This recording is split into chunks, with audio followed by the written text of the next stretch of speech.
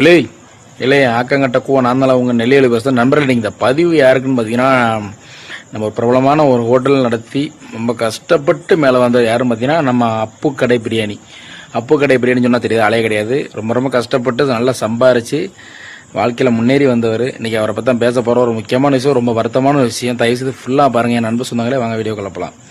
நண்பர்களே, நம்ம அப்புக்கடை பிரியாணி அந்த அண்ணன் வந்து வாழ்க்கையில் எவ்வளவு அசிங்கப்பட முடியுமோ, அவமானப்பட முடியுமோ அவ்வளோத்தையும் தாண்டி கடந்து இன்னைக்கு வாழ்க்கையில் ஜெயிச்சு வந்தார். சரியா, வாழ்க்கையில் ஜெயிச்சு வந்தவருக்கு இப்போ ஒரு பெரிய பிரச்சனை. அவருக்கு பார்த்தீங்கன்னா 2 பெண் குழந்தைகள் இருக்குது. வீடு வாசல் காரு எல்லாம் வாங்கி நல்லா செட்டிலாக இருந்த மனுஷன். அது அந்த யாரும் சொல்ல மாட்டேன், பேர் சொல்லலை. ஒரு பெண்ணு, அந்த பெண்ணால் வந்து பார்த்தீங்கன்னா அவங்களோட வாழ்க்கையே வந்து நாசமாக போயிட்டு, என்னோட பணத்தை என்னோட எல்லாத்தையுமே ஏமாற்றிட்டு என்னை நம்ப வச்சு மோசடி பண்ணிட்டு போயிட்டாங்க அப்படின்னு சொல்லி ரொம்ப ஃபீல் பண்ணி மனுஷன் பேசிட்டு இருக்காரு.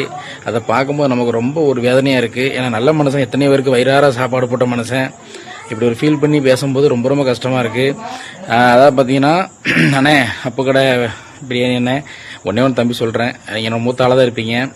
அதாவது பண விஷயத்தை பொறுத்த வரைக்கும் எல்லா பெண்களையும் குறை சொல்ல, ஒரு சில பேர் பணத்துக்காக நிறைய பேர் பழகுவாங்கண்ணே. பணத்துக்காக முதுகில் குத்திட்டு போவாங்க.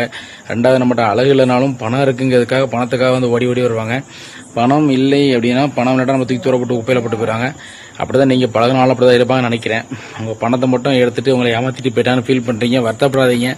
இனிமேல் இந்த தவிர வந்து பண்ணாதீங்க. இது ஒரு பாடம், உங்களுக்கு கண்டிப்பாக வாழ்க்கையில் ஒரு பாடமாக இருக்கும். யாரையும் நம்பாதீங்கண்ணே. இப்போ உங்கள்கிட்ட வந்து ஒருத்தவங்க பழகுறாங்க அப்படின்னா உங்களோட ஃப்ரெண்டாக அந்த ஃப்ரெண்ட்ஷிப்போடு முடிச்சுக்கோங்க.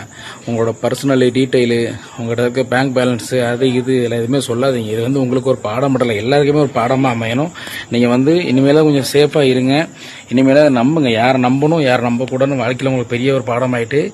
அதனால் எது நினச்சி ஃபீல் பண்ணாதீங்க. ஆண்டவர் கடவுள் கண்டிப்பாக துணை இருப்பார்.